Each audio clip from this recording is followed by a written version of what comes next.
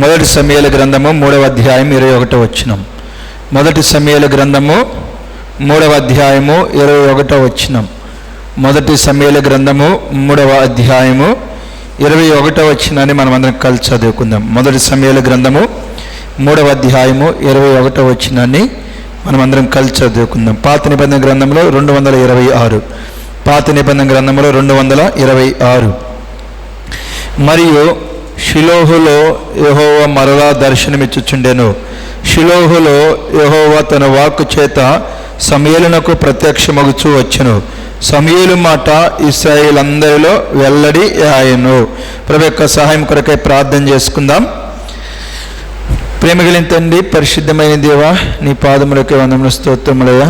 యవనస్తుల కొడుకులు మొదటిగా మేము పాడుతూ వచ్చిన పాటల ద్వారా, అలాగనే నేను దేవా క్విజ్ ద్వారా మీరు మహిమ పొందినారని నమ్ముతున్నాం. తీసుకొచ్చండి ప్రజలంటి వారిని బట్టి దేవా మీకే స్తోత్రములు.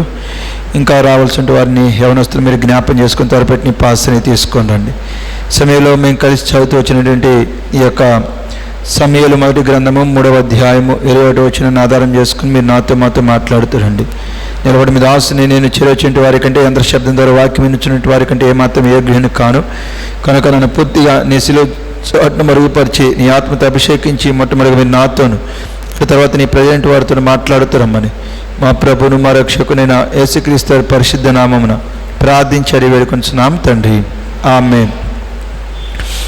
ఇక్కడ మనం చదువుతూ వచ్చిన భాగంలో చూస్తే సమూయేలు జీవితాన్ని మనము జ్ఞాపకం చేసుకుందాం.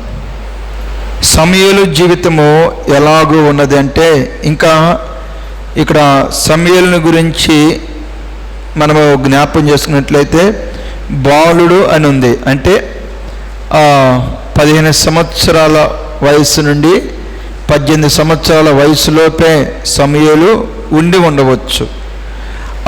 15 సంవత్సరాల నుండి 18 సంవత్సరాల వయసు కలిగినటువంటి సమూయేలుతో దేవుడు ఏం చేస్తున్నాడంటే మాట్లాడేటువంటి వాడుగా ఉన్నాడు.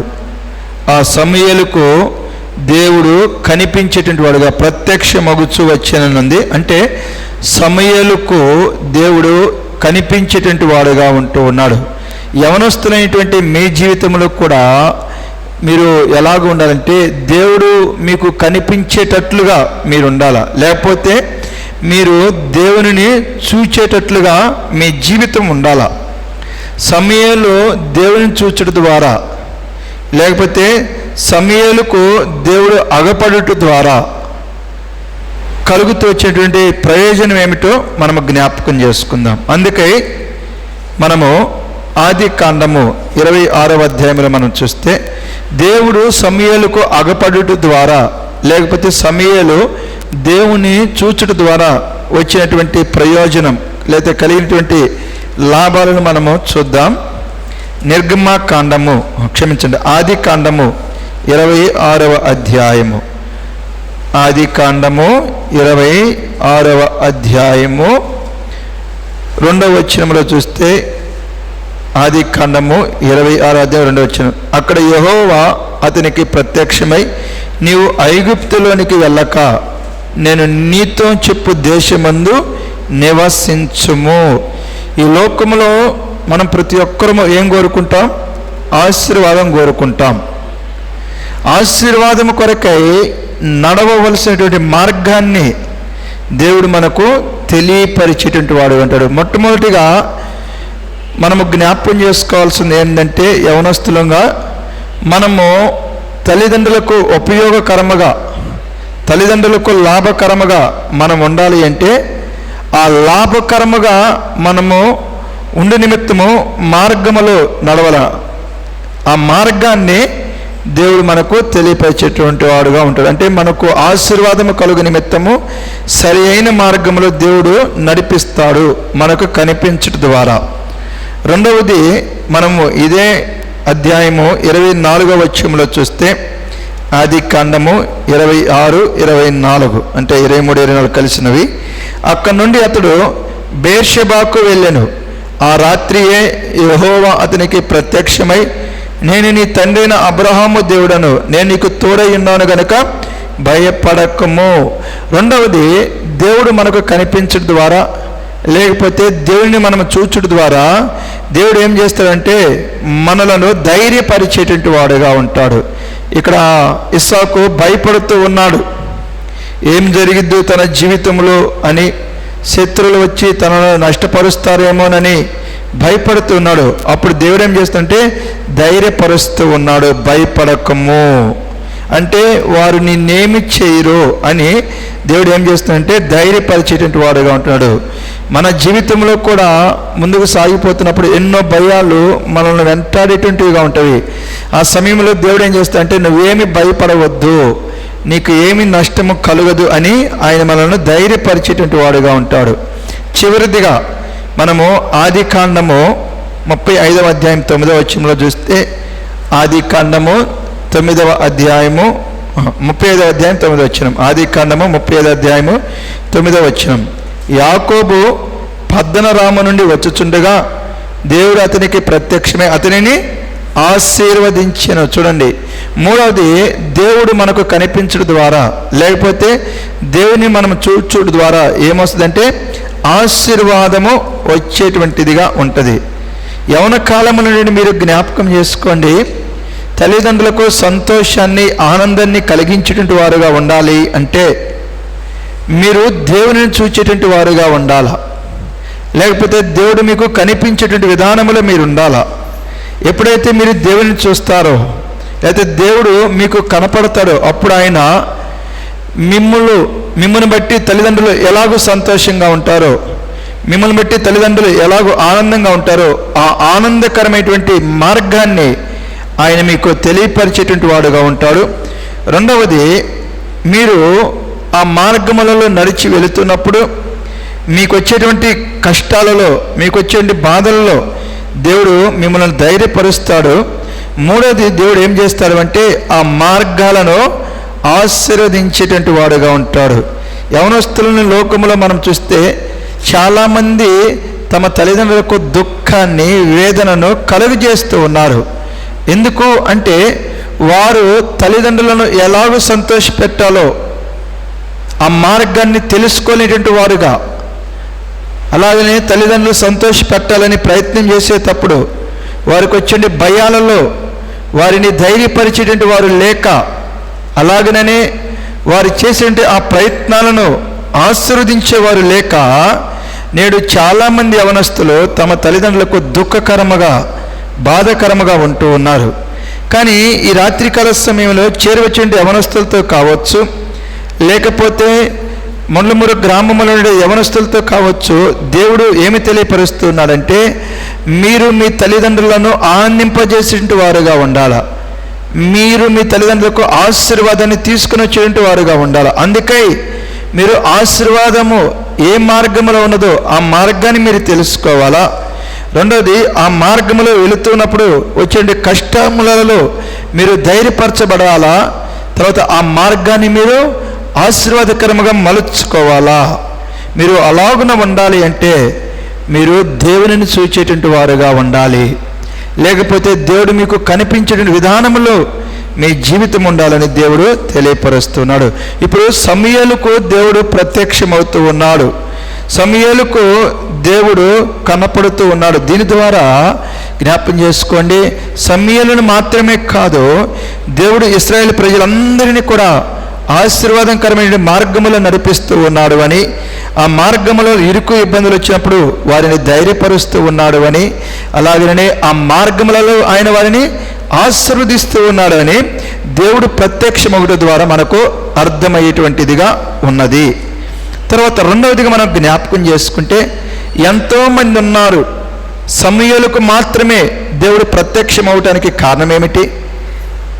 సమూయేలుకు మాత్రమే దేవుడు కనపడటానికి, లేకపోతే సమూయేలు మాత్రమే దేవునిని చూడటానికి కారణం ఏమిటో రెండవదిగా మనం జ్ఞాపకం చేసుకోవాలి.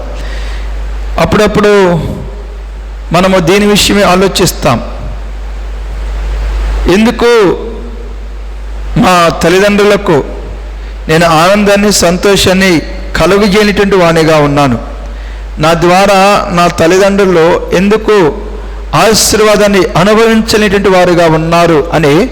మనము ఆలోచించేటువంటి వారముగా ఉంటాం. అలాగూ ఆలోచిస్తున్నటువంటి వారికి దేవుడు తెలియజేస్తున్నది ఒకటే, నేను నీకు కనబడాలా, లేకపోతే నువ్వు నన్ను చూచేటువంటి వాడుగా ఉండాలా. అప్పుడు మాత్రమే నీవు నీ తల్లిదండ్రులకు ఆశీర్వాదకరముగా ఉంటావు. అదే సమయంలో దేవుడిని మనము చూడాలి అంటే, లేకపోతే దేవుడు మనకు అగపడాలి అంటే సమూయేలు జీవితంలో నుండి ఒక 5 లక్షణాలను క్లుప్తముగా మనం చూసుకుందాం.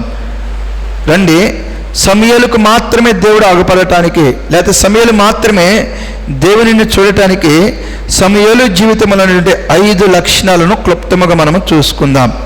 రండి, మొట్టమొదటిగా సమూయేలు మొదటి గ్రంథము 3వ అధ్యాయము. సమూయేలు మొదటి గ్రంథము 3వ అధ్యాయము 3వ వచనం. సమూయేలు మొదటి గ్రంథము 3వ అధ్యాయము 3వ వచనం. దీపము ఆరిపోక మునుపు సమూయేలు దేవుని మందసమున్న యెహోవా మందిరములో పండుకొని ఉండగాను. మొట్టమొదటిగా సమూయేలు జీవితంలో నుండి మొట్టమొదటి లక్ష్యం ఏంటంటే అతడు దేవుని మందిరములో ఉంటూ ఉన్నాడు, లేకపోతే దేవుని సన్నిధిలో అతడు ఉంటూ ఉన్నాడు. అతని వయస్సు మనం జ్ఞాపకం చేసుకున్నట్లయితే పైన మొదటి వచనంలో రాయబడుతూ వచ్చింది, బాలుడైన సమూయేలు. అంటే మనము ఇంచుమించుగా 15 నుండి 18 సంవత్సరాల మధ్య వేసుకుందాం. 15 నుండి 18 సంవత్సరాల మధ్య కలిగినటువంటి ఆ సమూయేలు దేవుని మందిరములో ఉంటూ ఉన్నాడు, దేవుని సన్నిధిలో ఉంటూ ఉన్నాడు. యవనస్తులు కూడా జ్ఞాపకం చేసుకోవాల్సింది ఏంటంటే, మొట్టమొదటిగా మీరు దేవుని సన్నిధిలో ఉండాలా, లేకపోతే దేవుని మందిరములో ఉండాలా, లేకపోతే మూడవదిగా దేవుని యొక్క వాక్యానికి మీరు స్థానం ఇచ్చేటువంటి వారుగా ఉండాలా. దేవుని వాక్యానికి లేకపోతే దేవుని మందిరానికి, దేవుని సన్నిధికి ఎప్పుడైతే మనము స్థానం ఇస్తామో మన జీవితంలో ఏముంటుందయ్యా అంటే పరిశుద్ధత ఉంటుంది, పవిత్రత ఉంటుంది. సమూయేలు దేవుని మందిరములో దేవుని సన్నిధిలో ఉండుట ద్వారా తన జీవితంలో ఏమున్నదంటే పరిశుద్ధత ఉన్నది. ఎలాగూ అని మనం చూస్తే 90వ కీర్తన 8వ చరణంలో మనం చూస్తే 90వ కీర్తన 8వ చరణం 90వ కీర్తన 8వ చరణంలో మనం చూస్తే, మా దోషములను నీవు నీ ఎదుట నుంచుకొని ఉన్నావు, నీ ముఖకాంతిలో మా రహస్య పాపములు కనబడుచున్నవి. ఇది మనం చాలా జాగ్రత్తగా జ్ఞాపకం చేసుకోవాలా. ఈ లోకంలో మనం ముందుకు సాగిపోతున్నప్పుడు మనము పాపాలు చేస్తాం. ఆ పాపాలు అందరికీ తెలియవు, కానీ మన పాపాలన్నీ కూడా దేవుని దగ్గర ఉన్నవి. మన పాపములన్నిటిని కూడా దేవుడు చూస్తూ ఉన్నాడు. చూస్తూ ఉన్నప్పుడు మనం ఎప్పుడైతే ఆయన వాక్యాన్ని చదువుతామో, లేకపోతే ఆయన సన్నిధిలో మందిరంలో ఉంటామో, అప్పుడు దేవుడు ఏం చేస్తాడంటే, ఇదిగో నువ్వు ఈ పాపములో ఉన్నావు, నువ్వు ఈ అపవిత్రతలో ఉన్నావు, ఈ మాలిన్యంలో ఉన్నావని దేవుడు మన పాపములను మనకు తెలియపరుస్తాడు. దాని ద్వారా మనము మన పాపములను దేవుని సన్నిధిలో ఒప్పుకొని మనము పరిశుద్ధముగా పవిత్రముగా జీవించడానికి అవకాశం ఉంటుంది. అందుకే మనం చూస్తే పరిశుద్ధత లేకుండా ఎవడను ప్రభువును చూడడు. నువ్వు ఆశీర్వాదం అనుభవించాలి అంటే, నువ్వు ఆశీర్వాదకరమైనటువంటి ఆ యొక్క జీవితంలో ఉండేదాని కొరకై ఆశీర్వాదకరమైన మార్గం ఏదో తెలుసుకోవాలి అంటే, ఆ మార్గంలో నువ్వు నడుస్తున్నప్పుడు నీకు వచ్చేటువంటి బాధలలో, భయాలలో నీకు ధైర్యం ఉండాలి అంటే నువ్వు దేవునిని చూడాలా. దేవుడిని చూడాలి అంటే దేవుడు పరిశుద్ధుడు కనుక నీవు కూడా పరిశుద్ధముగా ఉండాలా. ఇందుకై నువ్వు ఆయన మందిరములోనికి, లేకపోతే ఆయన సన్నిధిలోనికి, లేకపోతే ఆయన వాక్యము యొద్దకు నువ్వు వచ్చినప్పుడు నీ పాపములన్నిటిని కూడా దేవుడు ఏం చేస్తాడంటే తెలియపరుస్తాడు. తెలియపరిచినప్పుడు నీవు నీ పాపములను ఒప్పుకొని నీవు దేవుని సన్నిధిలో పశ్చాత్తాప హృదయముతో నువ్వు ఆయనను వేడుకోవాలా. దేవా, నేను పాపినయ్యా, దయతో నా పాపాన్ని బట్టి నన్ను క్షమించు, ఈ పాపాన్ని నీ రక్తం చేత కడిగి పరిశుద్ధపరచు, నన్ను పవిత్రంగా చేయని నీ పాపములను ఒప్పుకోవాలా. ఒప్పుకుంటేనే నువ్వు పరిశుద్ధుడువు, అప్పుడు మాత్రమే నువ్వు దేవునిని చూస్తావు. యవనస్తులు జ్ఞాపకం చేసుకోండి, మీరు ఎన్నో విషయాల్లో తప్పిపోతూ ఉన్నారు, ఎన్నో విషయాల్లో జారిపోతూ ఉన్నారు. మనము యెషయా గ్రంథము 40వ అధ్యాయములో మనం చూస్తే, యెషయా గ్రంథము 40వ అధ్యాయము 30వ వచనంలో చూస్తే, యెషయా గ్రంథము 40:30, బాలురు సొమ్మసిల్లుదురు అలయుదురు, యవనస్తులు తప్పక తొట్టిల్లుదు. యవన కాలం నుండి మనము తప్పక తొట్టిల్లుతాం, అంటే పాపం చేస్తాం, ఆ పాపం తల్లిదండ్రులకు తెలియదు, అన్నదమ్ములకు తెలియదు, తోడబుట్టిన వారికి తెలియదు, కానీ మన దేవునికి తెలుసు. మరి మన పాపం లేదండి, ఆ దేవుడు తన సన్నిధిలో ఎప్పుడైతే మనం కూర్చుంటామో అప్పుడు నువ్వు ఈ పాపములో ఉన్నావని మనకు తెలియపరుస్తాడు. దాని ద్వారా మనము ఆయన సన్నిధిలో మన పాపములను ఒప్పుకొని ఆయన రక్తం చేత ప్రేంటి వలన మనము క్షమాపణ పొందుకొని పరిశుద్ధతను పొందుకొని పరిశుద్ధముగా మనము జీవించగలం. సమయాలు జీవితం అనేది మనం చూస్తూ ఉన్నాం.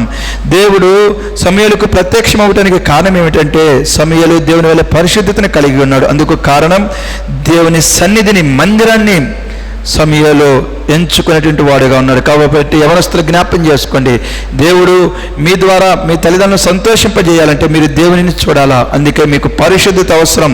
అందు నిమిత్తం మీరు వాక్యాన్ని చదవాలా, దేవుని మందిరానికి రావాలా, అలాగే దేవుని సన్నిధిలో మీరు కూర్చోవాలి.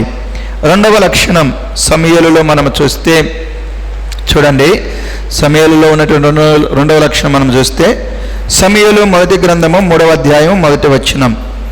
సమయాలు మొదటి గ్రంథము 3వ అధ్యాయము 1వ వచనం. రెండవ లక్షణం సమయాల్లో మనం చూస్తే బాలుడైన సమయాలు ఏలి ఎదుట యెహోవాకు పరిచర్య చేయుచుండెను. రెండవ లక్షణం సమయాలలో మనం చూసినట్లయితే ఎలాగో ఉన్నాడంటే దేవునికి పరిచర్య చేస్తూ ఉన్నాడు, దేవునికి పని చేసేటువంటి వాడుగా, సేవ చేసేటువంటి వాడుగా ఉన్నాడు. ఇది మనం నేర్చుకోవాలా. దేవునికి మనం పనిచేసేటువంటి వారముగా, దేవునికి మనము పరిచర్య చేసేటువంటి వారముగా ఉండాలి. ఇక్కడ సమయాలు చేస్తూ వచ్చేటువంటి పని ఏమిటో ప్రిమిటి వారు తన వయసుని బట్టి ఒక విషయం తెలియజేయబడుతూ వచ్చింది. చూడండి, ఈ సందర్భంలో ఈ అధ్యాయంలో మనం 15వ వచనంలో మనం చూస్తే 15వ వచనం 3వ అధ్యాయం 15వ వచనం. తరువాత సమయాలు ఉదయమగు వరకు పండుకొని లేచి యెహోవా మందిరపు తలుపులను తీసిని గాని భయపడి తనకు కలిగిన దర్శన సంగతి ఏలీతో చెప్పక పోయిన. సమయాలు చేస్తున్న పని ఏమిటంటే మందిరం తలుపులు తీస్తూ ఉన్నాడు, మందిరం తలుపులు మూస్తూ ఉన్నాడు. అదే సమయంలో మందిరాన్ని శుభ్రం చేస్తున్నాడు అని కూడా మనము జ్ఞాపకం చేసుకోవచ్చు. కాబట్టి యవనస్తులముగా మనం ఉన్నప్పుడు మనము దేవుని మందిరంలో పని చేసేటువంటి వారముగా ఉండాలా. ఆయన మందిరాన్ని మనం శుభ్రపరిచేటువంటి వారముగా, ఆయన మందిరాన్ని ప్రిమిటి వలన మనము సిద్ధపరిచేటువంటి వారముగా మీటింగుల నిమిత్తము మనము ఉండాలి. అదే సమయంలో ఎలాగో దేవునికి పరిచర్య చేస్తూ ఉన్నాడు అనేది చాలా ప్రాముఖ్యము. ఏలి ఎదుట సమయాలు పని చేస్తూ ఉన్నాడు, దేవుని పని ఎలాగూ చేస్తూ ఉన్నాడంటే ఏలి ఎదుట చేస్తున్నాడు. అంటే తన పైనటువంటి నాయకునికి లోబడి సమయాలు పని చేస్తూ ఉన్నాడు. యవనస్తులకు ఇది చాలా కష్టం. మేము ఒకరి చెబితే నేను చేసేదేంది, ఒకరి చెబితే నేను వినేదేంది, నా ఇష్టం, నాకు నచ్చినట్లుగా నేను చేస్తానని మనము చాలా పర్యాయాలు లోబడనేటువంటి వారముగా, అంటే మన పైనటువంటి నాయకులు చెప్పేటువంటి ఆ మాట ప్రకారముగా మనము దేవుని మందిరంలో పనిచేయం. దాన్ని అశ్రద్ధ అని బైబిల్ గ్రంథం తెలియపరుస్తున్నది. ఎందుకు మన పైనటువంటి నాయకులకు మనం లోబడి పని చేయాలా అని మనం చూస్తే రోమాపత్రిక 13వ అధ్యాయము 1వ వచనములో మనం చూస్తే రోమాపత్రిక 13వ అధ్యాయం 1వ వచనం. ప్రతి వాడును పై అధికారులకు లోబడి ఉండవలను, ఏలయనగా దేవుని వలన కలిగినది తప్ప మరి ఏ అధికారమును లేదు. ఉన్న అధికారములు దేవుని వలననే నియమింపబడి ఉన్నవి. చూడండి, మనకు ఒక అధికారము ఉన్నది. ఆ అధికారము ఎవరిచ్చారు? దేవుడిచ్చాడు. దేవుడు తప్పితే మరొకరు మనకు అధికారము అంటే మా అధికార క్రమాన్ని, ధర్మాన్ని మరొకరు నియమించలా, అది దేవుడే నియమించాడు. అందుకే మనం ఏం చేయాలంటే మన పైన అధికారులకు మనము లోబడేటువంటి వారముగా ఉండాలా. అదే సమయంలో మనం జ్ఞాపం చేసుకోవాల్సింది ఏంటంటే దేని నిమిత్తం లోబడి ఉండాలి అంటే యెహోవాకు పరిచర్య చేసే విషయంలో జ్ఞాపకం చేసుకోండి. సమయాలు ఎలాగో లోబడి ఉన్నాడు చెప్పండి. ఏలీకి పరిచర్య చేసే విధానం లోబడి ఉన్నాడా, లేకపోతే యెహోవాకు పరిచర్య చేసే విధానం లోబడి ఉన్నాడా? ఎలాగున్నాడు? యెహోవాకు పరిచర్య చేయొచ్చును. అంటే మనము దేవునికి సేవ చేసేటప్పుడు, లేకపోతే దేవునికి మనం పని చేసేటప్పుడు ప్రిమిటి వల్ల మన పైన నాయకులు మాట వినొచ్చు, దేవునిని మనం సంతోషపెట్టే వారముగా, దేవుని మనం ఆనందింపజేసే వారముగా ఉండాలి తప్పితే మనుషులను ఆనందింపజేసే వారముగా, లేకపోతే మనుషులను సంతోషింపజేసే పనులు మనం చేయకూడదు. ఇది రెండవ లక్షణం సమూయేలులో ఉన్నటువంటిది. చాలా పర్యాయాలు మన పైన నాయకులకు దేవునికి ఇష్టమైన పరిచర్య చేయటానికి ప్రేమిటి వల్ల లోబడి ఉన్నాం. దాని ద్వారా ఏమవుతుందంటే మనకు శిక్ష వస్తుంది, శాపం వస్తుంది. చూడండి, రోమాపత్రిక 13వ అధ్యాయం 2వ వచనం. రోమాపత్రిక 13:2. కాబట్టి అధికారమును ఎదిరించువాడు దేవుని నియమమును ఎదిరించుచున్నాడు, ఎదిరించువారు తమ మీదకి తామే శిక్ష తెచ్చుకుందరు. అధికారులకు లోబడకుండా మనం పనిచేస్తే ఏమవుతామంటే మనము శిక్షను తెచ్చుకుంటాం. అదే సమయంలో మనకు ప్రథమ అధికారి ఎవరు? దేవాతి దేవుడు యేసుక్రీస్తు వారు. ఇది కూడా మనకు జ్ఞాపం చేసుకోవాలి. ఈ లోక అధికారులకు మనం లోబడి ఏ రీతిగా మనం పని చేయాలో అలాగనే ప్రథమ అధికారి యేసుక్రీస్తు వారికి లోబడి మనము పనిచేసే వారముగా ఉండాలి. ఎందుకంటే ఆయనే ప్రథమమైనటువంటి మొట్టమొదటి వ్యక్తి. ఆయనకు మించి ఇంక పై స్థానంలో ఎవరిని కూడా లేరు. మన ఇంట్లో జ్ఞాపం చేసుకుంటే తండ్రి, లేకపోతే తండ్రి మీద నాయనమ్మో అమ్మమ్మో లేకపోతే తాతో ఉంటారు. అలాగనే మనము వారు బతికుంటే, కానీ యేసుక్రీస్తు వారు చనిపోయేటువంటి వాడు కాదు, ఆయన ఎల్లప్పుడూ కూడా జీవించేటువంటి వాడు. ఆయనకు మించి పై స్థానంలో మరొక అధికారి లేరు. ఇది మనం జ్ఞాపకం చేసుకొని మనకు ప్రేమిటి వారు దేవుడిచ్చినటువంటి ఆ యొక్క క్రమములో మన పైన నాయకులకు మనము లోబడుతూ దేవునిని మనము సంతోషపెట్టే వారముగా, దేవుని మనం ఆనందింపజేసే వారముగా మనము పనిచేసేటువంటి వారముగా ఉండాలి. ఇది సమూయేలులో ఉన్నటువంటి రెండవ లక్షణము, శ్రేష్టమైనటువంటిది. తర్వాత మూడవది సమూయేలు జీవితంలో ఉన్నటువంటి లక్షణాన్ని మనం చూస్తే, ఎందుకు సమూయేలుకు మాత్రమే దేవుడు ప్రత్యక్షమవుతున్నాడు, కనపడుతూ ఉన్నాడని మనము చూసినట్లయితే 4వ వచనం, 3వ అధ్యాయం 4వ వచనం. యెహోవా సమూయేలుని పిలిచెను, అతడు చిత్తమండి నేనున్నానని చెప్పి ఏలీ దగ్గరకు పోయి, నీవు నన్ను పిలిచితివి కదా, నేను వచ్చినానని. అతడు నేను పిలవలేదు, పోయి పండుకొమ్మని చెప్పగా అతడు పోయి పండుకొనెను. ఇక్కడ మనము జ్ఞాపకం చేసుకున్నట్లయితే ప్రిమిటెంట్ వారులారా, సమూయేలులో ఉన్నటువంటి మూడో లక్ష్యం ఏంటంటే విధేయత జీవితం. జ్ఞాపకం చేసుకోండి, విధేయత జీవితం. ఒక అధికారి క్రింద మనము జీవించేది వేరు, అలాగనే ప్రిమిటెంట్ వాళ్ళ అధికారి క్రింద మనం జీవించినప్పటికీ కొన్ని పర్యాయాలు మనము వారి మాట వినం.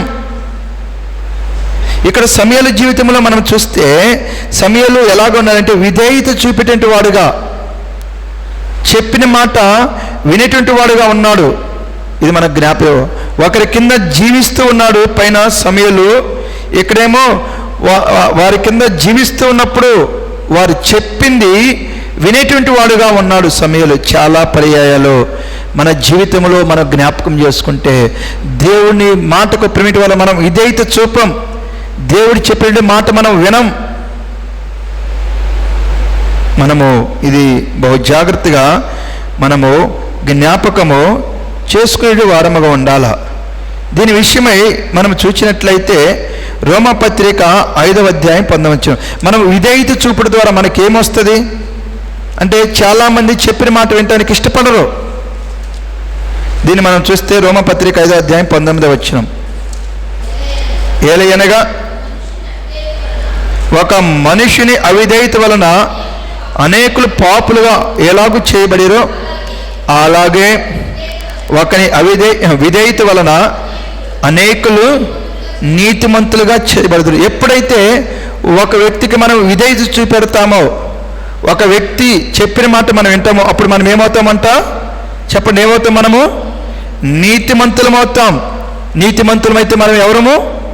ఆశీర్వదింపబడినటువంటి వారము. యెహోవా నీతిమంతులను ఆశీర్వదించువాడవు నీవే. మన జీవితంలో ఆశీర్వాదం లేకపోవటానికి ప్రిమిట్ వాళ్ళ జ్ఞాపం చేసుకోండి, విధేయత జీవితం లేకపోవటయే. ఇక్కడ ఎవరికి విధేయత చూపాడు అని సమూయేలును మొట్టమొదటి మనం జ్ఞాపకం చేసుకుంటే, ఎవరికి విధేయత చూపెట్టాడు? ఎవరి మాట విన్నాడు? జాగ్రత్తగా చూడండి, ఎవరి మాట విన్నాడు సమూయేలు? దేవుని మాట విన్నాడు. పిలిచింది ఎవరు? మొట్టమొదటిగా దేవుడు పిలిచాడు. ఇది మనకు జ్ఞాపకం చేసుకోవాలా ప్రిమిట్ వాళ్ళరా. పైన మనము ఎవరికి లోబడాలి అంటే దేవునికి లోబడాలా. మూడవదిగా మనం ఎవరి మాట వినాలి, ఎవరికి విధేయత చూపెట్టాలంటే దేవునికి మనం విధేయత చూపెట్టాలా. దేవునికి మనం విధేయత చూపెడితే ఆటోమేటిక్గా మనం ఏం చేస్తాము, మనుషులకు కూడా విధేయత చూపెడతాం. దురదృష్టకరమైనటువంటిది ఏమిటంటే నేడు మనము మనుషులకు లోబడలేనటువంటి వారముగా, మనుషులకు విధేయత చూపెట్టలేనటువంటి వారముగా, అలాగనే దేవునికి మనం విధేయత చూపెట్టలేనటువంటి వారముగా ఉంటూ ఉన్నాం. రెండోది జ్ఞాపకం చేసుకుంటే కొంతమంది మనుషులకు విధేయులు ఉంటారు తప్పితే దేవునికి విధేయులై ఉండరు. ఇంక ఎలాగో మనం నీతిమంతులం, ఎలాగో మనం ఆశీర్వదింపబడేటువంటి వారముగా ఉంటాం. ఇది బహు జాగ్రత్తగా మనం జ్ఞాపకం చేసుకోవాలా. అనేక పర్యాయాలు ప్రేమటి వాళ్ళరా దేవుడు మనతో పదే పదే మాట్లాడుతూ ఉన్నప్పుడు అది ఏదైనా కావచ్చు, ప్రత్యేకముగా ఉండని కావచ్చు, పరిశుద్ధముగా ఉండని కావచ్చు, నీ భర్తని ప్రేమించు అంటే యవనస్తులు కాబట్టి నీ తల్లి మాట విను, నీ తండ్రి మాట విను, నువ్వు అపవిత్రతలోకి మాలిన్యములోనికి వెళ్ళొద్దని ప్రభు పదే పదే నిన్ను పిలుస్తూ ఉన్నప్పుడు నువ్వేం చేయాలంటే ఆ మాటకు నువ్వు విధేయత చూపెట్టాలా.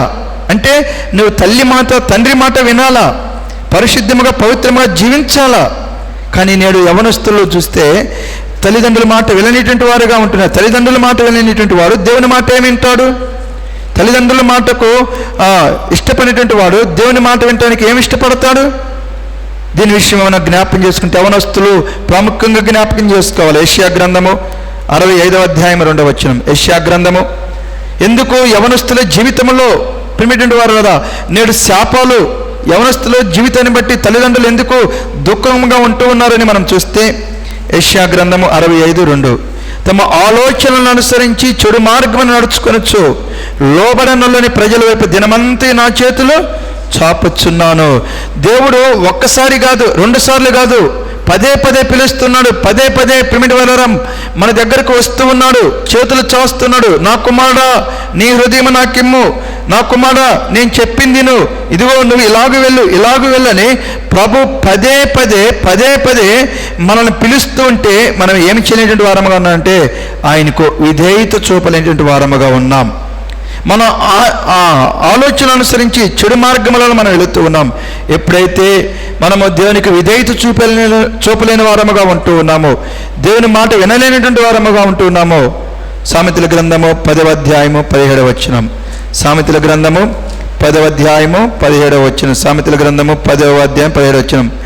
ఉపదేశమును అంగీకరించేవాడు జీవ మార్గములో ఉన్నాడు, గద్దింపునకు లోబడిన వాడు త్రోవ తప్పును. ఎందుకు నేడు యవనస్తులు తమ ఇష్టానుసారం అంటే పాప మార్గాల్లో ఉంటూ ఉన్నారంటే జ్ఞాపకం చేసుకోండి. పదే పదే ప్రభువు వారితో మాట్లాడుతూ ఉంటే దానికి ఏం చేయలేటువంటి వారుగా ఉన్నారు, లోబడనేటువంటి వారుగా ఉన్నారు. అందుకే వాళ్ళు త్రోవ తప్పిపోతూ ఉన్నారు, అపవిత్రులుగా ఉంటూ ఉన్నారు. సమయాలు ఎందుకయ్యా అపవిత్రుడిగా లేడు? ఇంకా సమయాల జీవితం జ్ఞాపకం చేసుకుంటే తల్లి లేదు, తండ్రి లేదు, అంటే తనకు దగ్గరగా తల్లిదండ్రులు ఎవరూ లేరు. అయినను సరే సమయాలలో అపవిత్రత ఉన్నట్లు మనం చూడం. ఎందుకంటే సమయాలు దేవుని మాట వినేటువంటి వాడుగా ఉంటున్నాడు. తర్వాత మనము దీన్నే మనం చూస్తే యెషయా గ్రంథము 30వ అధ్యాయం 1వ వచనం.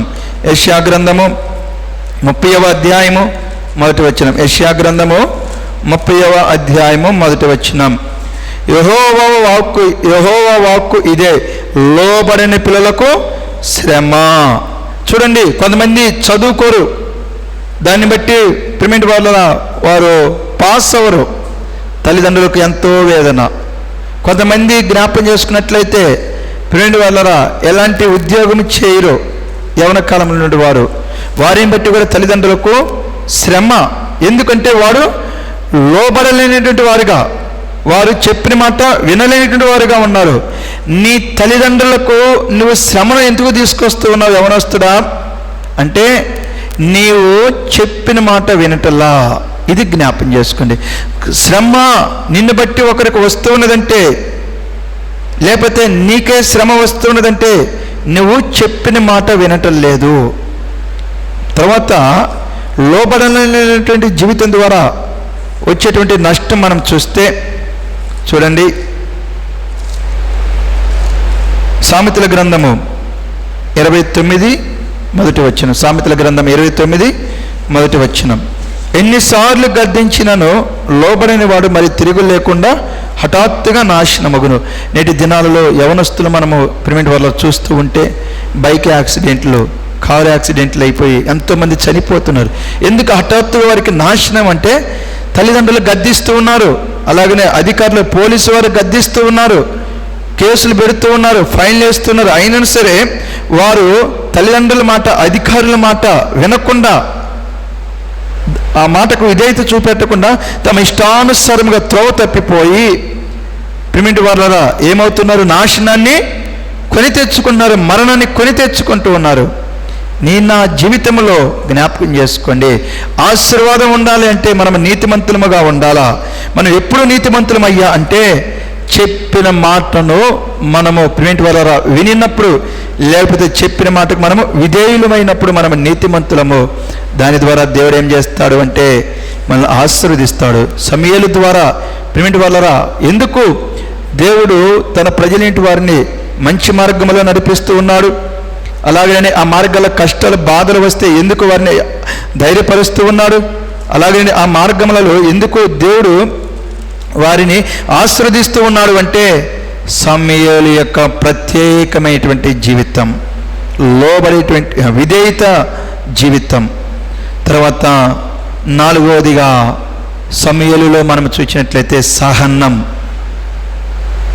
ఫస్ట్ పిలిచాడు దేవుడు, ఏలీ దగ్గరికి వెళ్ళాడు, నేను పిలవలేదన్నాడు. మళ్ళా రెండోసారి పిలిచాడు, మళ్ళా ఏలీ దగ్గరికి వెళ్ళాడు, నేను పిలవలేదన్నాడు. మళ్ళా మూడోసారి దేవుడు పిలిచాడు, మళ్ళా ఏలీ దగ్గరికి వెళ్ళాడు, నేను పిలవలేదన్నాడు. తర్వాత మూడోసారి ఏలీ అన్నాడు, అయ్యా ఎవరన్నా పిలిస్తే ఇదిగో నీ దాసుడు ఆలకించుచున్నాడు, ఆజ్ఞ ఇమ్మని చెప్పు అని చెప్పాడు. ఈ 3 పర్యాలు మనం జ్ఞాపకం చేసుకుంటే సమూయేలు ఎక్కడన్నా చిరాకు పడినట్లు, సమూయేలు కోపపడినట్లు, లేకపోతే బాలుడు కాబట్టి కోపం ఉండదు, అలిగినట్లు మనము చూడం. ఎంతో సహనము కలిగినటువంటి వాడుగా, ఓర్పు కలిగినటువంటి వాడినిగా సమూయేలును మనం చూస్తూ ఉన్నాం. పేతురు గురించి మనం చూస్తే నువ్వు నన్ను ప్రేమించుచున్నావంటే ముందు నువ్వే ఎరుగుదువు. చూడండి, క్షమించండి, అక్కడ మనం చూస్తే యోహాను సువార్త 21వ అధ్యాయము, యోహాను సువార్త 21వ అధ్యాయములో మనం చూసినట్లయితే యేసుక్రీస్తు వారు అడుగుతూ వచ్చాడు, వీరికంటే నీవు నన్ను ఎక్కువగా ప్రేమించుచున్నావా అన్నప్పుడు ఏమన్నాడు? నేను నిన్ను ప్రేమించుచున్నానని నీవే ఎరుగుదువని ఆయనతో చెప్పాను. మరలా దేవుడు అడిగాడు రెండవసారి, అప్పుడేమన్నాడు? నేను నిన్ను ప్రేమించుచున్నానని నీవే ఎరుగుదువని ఆయనతో చెప్పాడు. మరలా మూడవసారి దేవుడు ఆ మాట అడిగినప్పుడు పేతురు జీవితంలో మనం చూస్తే 17వ వచనంలో, అందుకు పేతురు వ్యసనపడి, ప్రభువా నీవు సమస్తముని ఎరిగిన వాడవు, నిన్ను ప్రేమించుచున్నానని నీవే ఎరుగుదువని అతనితో చెప్పాను. కొంత బాధపడ్డాడు. ఏంది, మొదటిసారి అడిగాడు ప్రేమిస్తున్నాను, అది నీకే తెలుసు అన్నాడు. రెండోసారి అడిగాడు నేను నిన్ను ప్రేమిస్తున్నాను, అది నీకే తెలుసు అన్నాను. మరలా మూడోసారి అడుగుతూ ఉన్నాడు, అంటే నా మీద నమ్మకం లేదా అనేటువంటి విధానంలో ఏమో, కానీ ఏమైతే వచ్చాడు, ఫీల్ అయిపోయి వ్యసన పడ్డాడు. అంటే బాధపడినటువంటి వాడుగా, ఫీల్ అయ్యేటువంటి వాడుగా ఉన్నాడు. ఏంది పదే పదే అంటున్నాడు అని. సమూయేలు జీవితంలో ప్రిమిటి వాళ్ళరా అలాంటిది మనము చూడం. మనము నేర్చుకోవాల్సిన లక్షణం ఏమిటంటే మనము సహనం కలిగినటువంటి వారముగా ఉండాలా, మనము ప్రిమిటి వాళ్ళ ఓర్పు కలిగినటువంటి వారముగా ఉండాలా. దీన్ని మనం చూస్తే 2వ పేతురు పత్రిక 1వ అధ్యాయము 4-6 వచనాల్లో అనేక పర్యాలు మనకు సహనం ఉండదు, ఓర్పు ఉండదు. మనము సహనము ఓర్పు కలిగి ద్వారా వచ్చిన లాభం మనం చూస్తే 2వ పేతురు పత్రిక 1వ అధ్యాయం 4-6 వచనాల వరకు మనం చూస్తే, ఆ మహిమ గుణాతిశయములను బట్టి ఆయన మనకు అమూల్యములను అత్యధికములనైన వాగ్దానములు అనుగ్రహించి ఉన్నాడు. దురాశను అనుసరించుట వలన లోకమందున్న భ్రష్టత్వమును ఈ వాగ్దానముల మూలముగా మీరు తప్పించుకొని దేవ స్వభావమునందు పాలివారగినట్లు వాటిని అనుగ్రహించను. ఆ హేతువు చేతనే మీ మట్టుకు మీరు పూర్ణ జాగ్రత్త గలవారే, విశ్వాసమునందు సద్గుణమును, సద్గుణమునందు జ్ఞానమును, జ్ఞానమునందు ఆశా నిగ్రహమును, ఆశా నిగ్రహమునందు సహనమును, సహనమునందు భక్తిని, భక్తి యందు సహోదర ప్రేమను, సహోదర ప్రేమ యందు దయను అమర్చుకునడి. ఇవి మీకు కలిగి విస్తరించినలా అవి మన ప్రభువైన యేసుక్రీస్తుని గురించిన అనుభవ జ్ఞాన విషయములు మిమ్మును సోమరులైనను నిష్ఫలులైన కాకుండా చేయును. మనం పనికిరానిటువంటి వారముగా, మనము ఉపయోగం లేనటువంటి వారముగా తల్లిదండ్రులకు ఉండకూడదంటే, ఇరుగు పొరుగు వారికి ఉండకూడదంటే యవనస్తులా జ్ఞాపకం చేసుకో, నువ్వు సహనాన్ని కలిగి ఉండాలా. నీకు సహనం లేకపోతే, ఓర్పు లేకపోతే నీవు తల్లిదండ్రులకు నిష్ప్రయోజనమైనటువంటి వాడు, ఉపయోగమైనటువంటి వాడు. చాలా పర్యాయాలు పెద్దవారం కూడా ఉన్నాం కాబట్టి జ్ఞాపకం చేసుకుని, భర్త అంటాడు నువ్వు నాకు ఉపయోగం లేదు అని, భార్య అంటది నువ్వు నాకు ఉపయోగం లేదని. ఎందుకంటే సహనం ఉండదు, ఓర్చుకునేటువంటి గుణం ఉండదు. కానీ ప్రిమిటి వాళ్ళ బాలుడు 15 నుండి 18 సంవత్సరాల వయసు కలిగినటువంటి యవనస్తుని సామాన్యంగా జ్ఞాపకం చేసుకుని ఎంత టెంపర్ ఉంటుంది, ఎంతో ఆవేశం ఉంటుంది. కానీ సమూయేలులో ఆ ఆవేశం లేదు, ఆ తొందరపాటు లేదు, ఎంతో సహనము కలిగినటువంటి వాడుగా ఉన్నాడు సమూయేలు. అందుకే జ్ఞాపకం చేసుకుని ఎంతోమంది ఉన్నారు, కానీ వారు ఎవ్వరికీ దేవుడు కనపడట్లా. బాలుడైనటువంటి వ్యక్తికి సమూయేలుకు మాత్రమే దేవుడు కనిపించేటువంటి వాడుగా ఉంటున్నాడు. కాబట్టి మనము కూడా జ్ఞాపకం చేసుకోవాల్సింది ఏంటంటే, మనము సహనము కలిగినటువంటి వారముగా ఉండాలా. తర్వాత 5వదిగా చివరిదిగా మనము చూసినట్లయితే, 5వదిగా చివరిదిగా మనం చూసినట్లయితే 3వ అధ్యాయం సమూయేలు మొదటి గ్రంథం 3వ అధ్యాయం 18వ వచనం. సమూయేలు మొదటి గ్రంథము 3వ అధ్యాయం 18వ వచనం. సమూయేలు దేనిని మరుగు చేయక సంగతి అంతయు అతనికి తెలియజెప్పెను. ప్రిమిటి వాళ్ళరా, సమూయేలు దాపరికము కలిగినటువంటి వాడు కాదు. దేని విషయమని చూస్తే, దేవుడు ఏలీకి ఒక విషయం చెప్పమన్నాడు. ఏలీకి ఒక విషయం చెప్పమన్నప్పుడు దానిని సమూయేలు ఎక్కడ కూడా దాచలా. ఇంకా జ్ఞాపం చేసుకుంటే సమూయేలు చెప్పేటువంటి మాట ఏలీకి ఏం చేస్తుంది? దుఃఖాన్ని కలగజేస్తుంది. అదే సమయంలో సమూయేలు మీదకు ఏలీ యొక్క కోపం రావటానికైనా కూడా అవకాశం ఉంటుంది.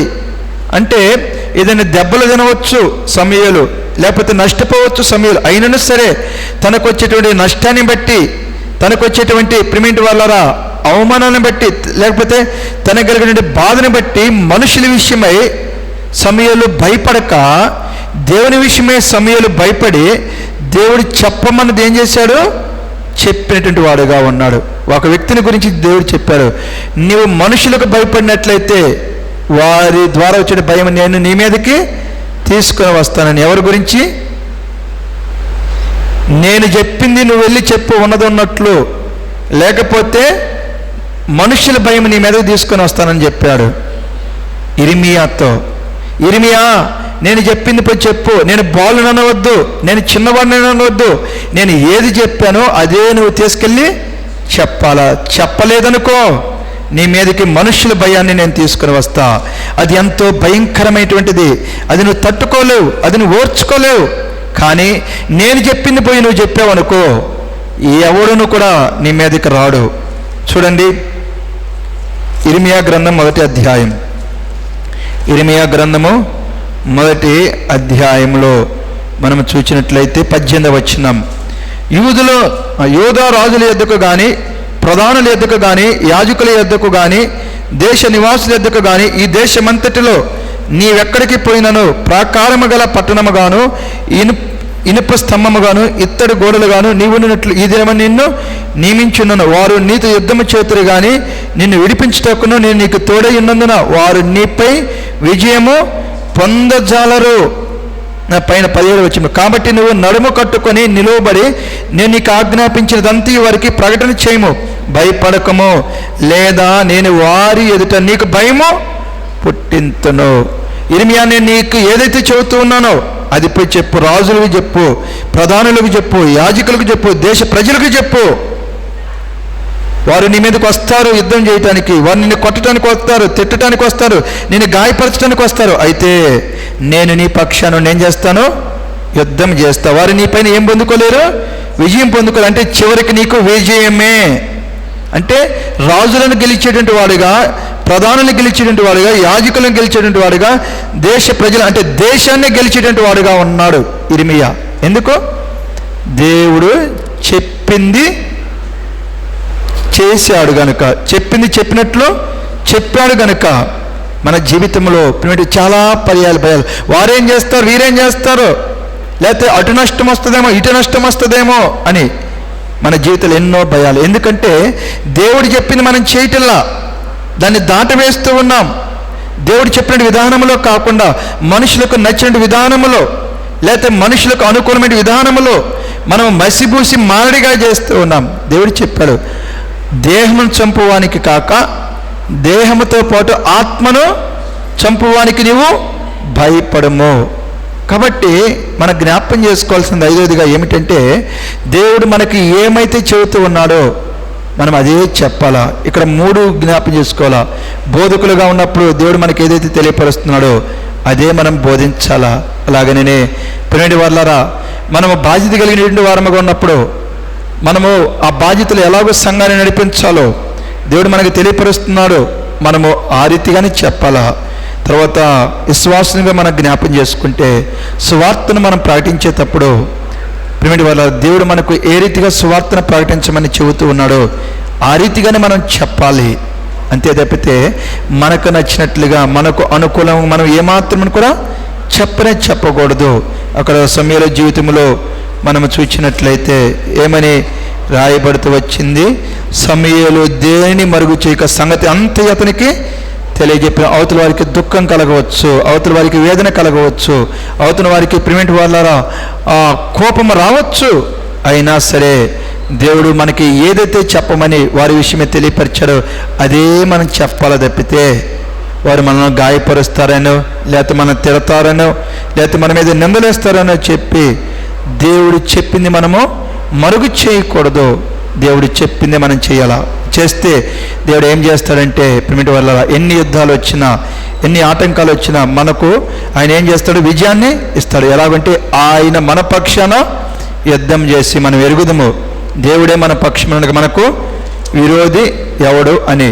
ఇంకా దేవుడు స్పష్టంగా చెప్పాడు. ఏమని చెప్పాడు, ఈ నా మాటలు విని వాటి చొప్పున చేయి ప్రతి వాడును బండ మీద తన ఇంటిని కట్టుకున్న బుద్ధిమంతుని పోలియును. వాన కురిసెను, వరదలు వచ్చిన, గాలి విసిరి ఆ ఇంటి మీద కొట్టిన కానీ దాని పునాది బండ మీద వేయబడిన కనుక అది పడలేదు. ఎందుకు?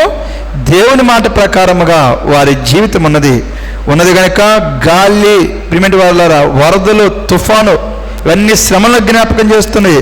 ఎన్ని శ్రమలు వచ్చినా సరే వాళ్ళు ఏమవ్వలేదు, పడిపోలేదు, అంటే నాశనం అయిపోలా. జ్ఞాపకం చేసుకోండి. బాధలు వేదన వస్తే ప్రభు చెప్పాడు, లోకములో మీకు శ్రమ కలుగును. ఇందాక మనం చెప్పుకున్నట్లయితే లోకములో మీకు సమాధానమును కలుగజేయవచ్చుటకు నేను రాలేదు, భేదమును కలుగజేయడానికి వచ్చాను అని దేవుడు చెప్పాడు. అయినా సరే ఆ భేదాలు వచ్చినప్పటికీ దేవుడు మనల్ని ఏం చేస్తాడు, భద్రపరిచేటువంటి వాడిగా, మనం కాపాడేటువంటి వాడిగా ఉంటాడు. అది ఎప్పుడు అంటే ఆయన మాటను మనము ఉన్నట్లు చెప్పినప్పుడు.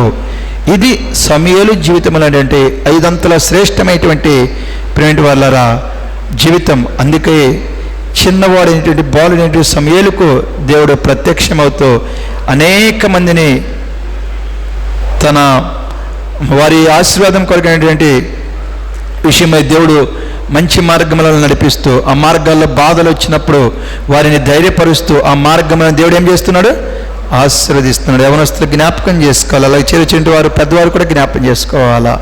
నువ్వు ఆశీర్వాదకరమైన మార్గంలో నడుస్తూ ఆ మార్గాలు వచ్చినటువంటి బాధల్లో నువ్వు ధైర్యపరచబడుతూ ఆశీర్వాదం పొందుకోవాలంటే దేవుడు నీకు ప్రత్యక్షం అవ్వాలా, దేవుని నువ్వు చూడాలా. అందుకే పరిశుద్ధత అవసరం. తర్వాత దేవుని యొక్క అధికారము క్రింద లోబడి ఉండాలా. తర్వాత దేవుని యొక్క మాట ఎన్నిటువంటి వాడుగా ఉండాలా. తర్వాత మనం చూస్తే సహనాన్ని కలిగి ఉండాలా. 5వదిగా దేవుడు చెప్పింది మనము చెప్పాలా.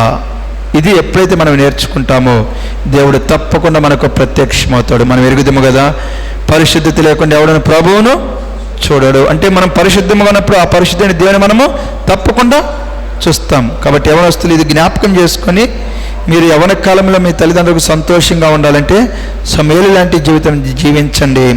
సమూయేలుని దేవుడు ఏ రీతిగా ఆశీర్వదించాడో ఆ రీతిగా తప్పకుండా మిమ్మల్ని ఆశీర్వదిస్తాడు. ప్రభువు చెప్పిన మాటలను దీవించి ఆశీర్వదించును గాక. చివరిగా మొదటి సమూయేలు గ్రంథం 3వ అధ్యాయం 21వ వచనం చదువుకొని మనం ముగించుకుందాం. సమూయేలు గ్రంథము మొదటి అధ్యాయం, సమూయేలు మొదటి గ్రంథము 3వ అధ్యాయము 21వ వచనం. సమూయేలు మొదటి గ్రంథము 3వ అధ్యాయము 7వ వచనం. మరియు షిలోహులో యెహోవా మరలా దర్శనమిచ్చుచుండెను. షిలోహులో యెహోవా తన వాక్కు చేత సమూయేలునకు ప్రత్యక్షమవుతూ వచ్చెను. సమూయేలు మాట ఇశ్రాయేలు అందరిలో వెల్లడి ఆయెను. కాబట్టి మన జీవితంలో కూడా దేవుడు ప్రత్యక్షమవుతూ ప్రేమ వాళ్ళ మనలను ఆశీర్వాదకరమైన మార్గములలో నడిపిస్తూ, ఆ మార్గాల్లో కష్టాలు వచ్చినప్పుడు మనం ధైర్యపరుస్తూ ఆ మార్గాన్ని దీవించి ఆశీర్వదించును గాక. అందుకే సమూయేలులాగా 5 అంతలా శ్రేష్టమైనటువంటి జీవితాన్ని మనం కలిగి ఉందాం. ప్రభు చెప్పిన మాటలను దీవించి ఆశీర్వదించును గాక. దయచేసి మోకరించండి.